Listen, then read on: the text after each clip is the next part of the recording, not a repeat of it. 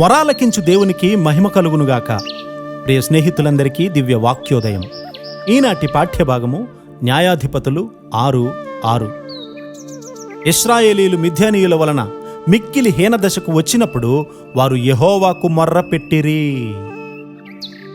ఇశ్రాయేలీలు ఎప్పుడు పాపం చేశారో అప్పుడు వారి శత్రువులు వారి మీద ప్రభుత్వం చేయడానికి దేవుడు అనుమతించేవాడు.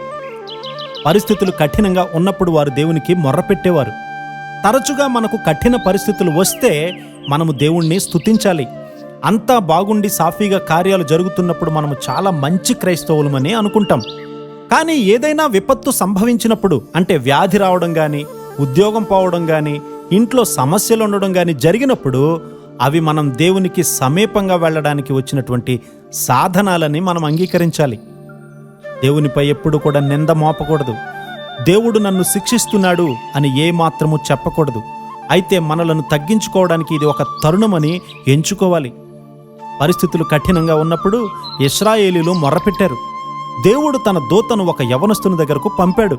మిద్యానీయులకు మరుగై ఉండునట్లుగా గానుగ చాటున గోధుమలను దొల్లగొట్టుచున్నాడని గిద్యోనును గూర్చి లేఖనం చెప్తుంది కదా.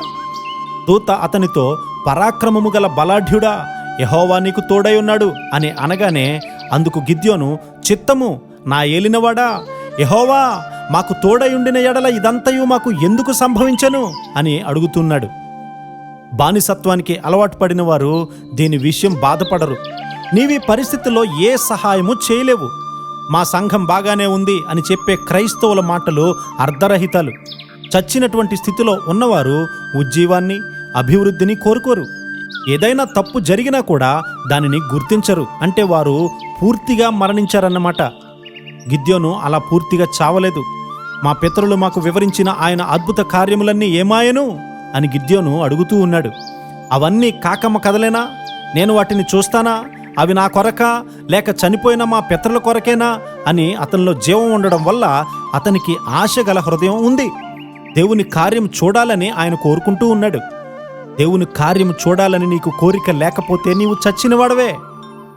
దేవుడు కార్యము చేయడము నేను చూడాలి, అది లేని ఎడల నేను తృప్తి చెందను అనే వాంఛ మనందరికీ కలుగునుగాక.